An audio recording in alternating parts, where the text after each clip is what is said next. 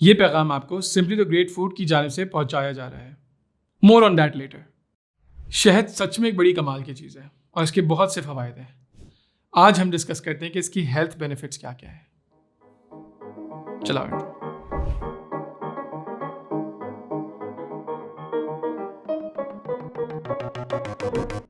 शहद एंटीबायोटिक का काम करता है। ये बात तो हम सब जानते हैं कि शहद के अंदर एंटीबायोटिक प्रॉपर्टीज होती हैं, लेकिन इसके पीछे की साइंस क्या है?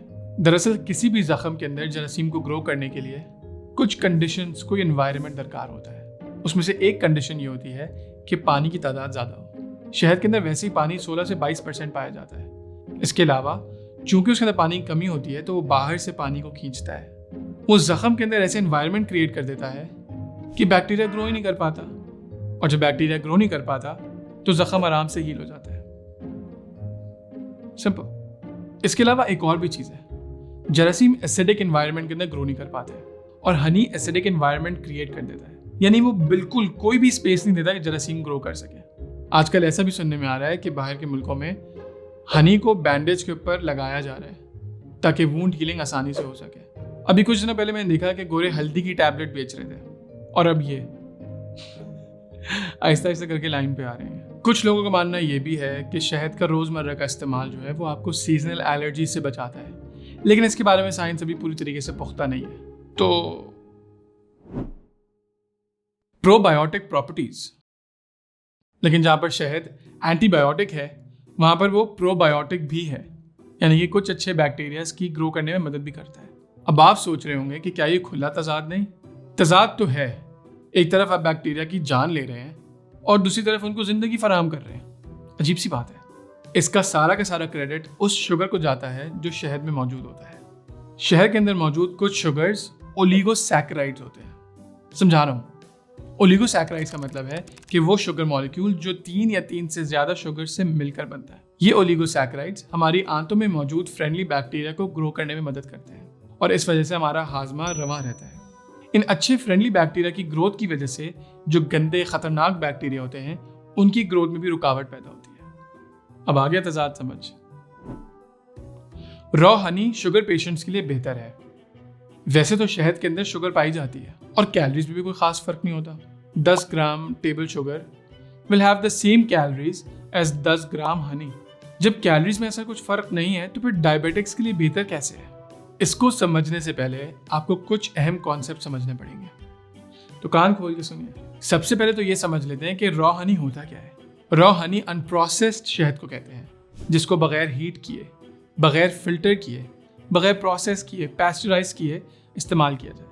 शहद में आम तौर पर कुछ ऐसे अज्जा पाए जाते हैं जो हमारे जिस्म के लिए काफ़ी मुफीद होते हैं, लेकिन कंपनीज एक स्टैंडर्ड मेंटेन करने के लिए, एक स्टैंडर्ड टेस्ट, एक स्टैंडर्ड शक्ल मेंटेन करने के लिए उसको हीट से गुजारती हैं, उसे पैस्चराइज करती हैं और फिर वो रॉ हनी पैस्चराइज हनी में कन्वर्ट हो जाता है, प्रोसेस्ड हनी। इस प्रोसेसिंग की वजह से जो नायाब चीज़ें रॉ शहद के अंदर पाई जाती हैं वो निकाल दी जाती हैं। इस प्रोसेसिंग की वजह से 2 नुकसान होते हैं। पहला तो ये कि हीट करने की वजह से जो फ़ायदेमंद एंजाइम्स मौजूद होते हैं, कुछ न्यूट्रिएंट्स मौजूद होते हैं, वो काफ़ी हद तक डीनेचर हो जाते हैं और हम उनका पूरा फ़ायदा नहीं उठा पाते। और दूसरा ये कि इस प्रोसेसिंग के बाद हमारे जिस्म के अंदर हनी को एब्जॉर्ब करने की स्पीड बढ़ जाती है और इस एब्जॉर्प्शन की स्पीड बढ़ना ही डायबिटिक्स के लिए नुकसानदेह है। इसको हम साइंसी ज़बान के अंदर ग्लाइसीमिक इंडेक्स कहते हैं, और जिस चीज़ का ग्लाइसीमिक इंडेक्स ज़्यादा होगा वो डायबिटिक्स के लिए उतनी ही नुकसानदेह होगी।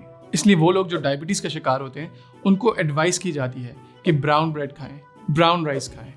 ये ब्राउन ब्रेड और ब्राउन राइस डायबिटिक्स के लिए क्यों इंपॉर्टेंट है?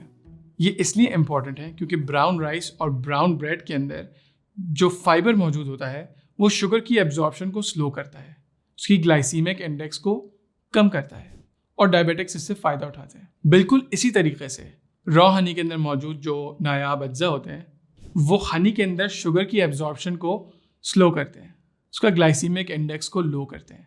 इसलिए रॉ हनी डायबिटिक्स के लिए काफ़ी मुफीद होती है। समझ आ गया ना? सिंपली द ग्रेट फूड के एक हालिया सर्वे के मुताबिक पाकिस्तान में तकरीबन 2/3 बी कीपर्स अपना पेशा छोड़ चुके हैं या बहुत जल्द छोड़ने वाले हैं। इसकी पहली वजह क्लाइमेट चेंज है, यानी चेंजिंग वेदर पैटर्न्स, फूलों का वक्त पर ना खिलना, बारिश का कम ज़्यादा होना वगैरह। जबकि दूसरी जानिब सबसे तकलीफ दह वजह शहद से मुताल्लिक लोगों के जहन में बहुत सी गलत फहमियाँ मौजूद हैं।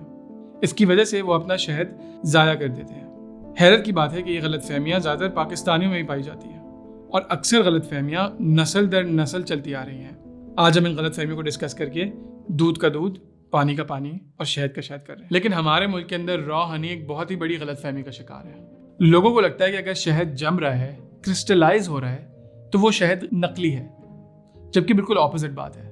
जो शहद रॉ होता है उसके अंदर जमने और क्रिस्टलाइज होने की कैपेसिटी ज़्यादा होती है। और अक्सर लोग जब अपने घर में देखते हैं कि शहद क्रिस्टलाइज हो रहा है, जम रहा है, तो उसको ज़ाया कर देते हैं, फेंक देते हैं। यानी कि आपके लिए जो सबसे ज़्यादा फायदेमंद चीज़ है, आप उसको नुकसानदेह समझकर फेंक रहे हैं। ये बहुत इंपॉर्टेंट है कि हम इन बातों को सही से समझ सकें ताकि इसका सही तरीके से, बेहतरीन तरीके से फ़ायदा उठाया जा सके और ऐसी अच्छी चीज़ों को हम फेंक कर ज़ाया ना करें। शहद खांसी के लिए काफ़ी मुफीद है।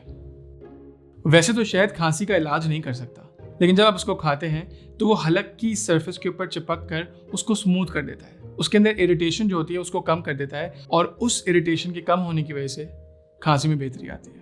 इसीलिए शहद को हम खांसी के सिम्टम्स को सप्रेस करने के लिए, उसको कंट्रोल करने के लिए इस्तेमाल कर सकते हैं। और अगर इन सब बातों के बाद आपके जहन में फिर भी सवाल है तो अच्छी बात है। अपने घर वालों का ख्याल रखिएगा, शहद का इस्तेमाल कीजिएगा, क्रिस्टलाइज शहद को बाहर मत फेंकिएगा। मेरा नाम है असद खान और आप देख रहे हैं डॉक्टर साहब।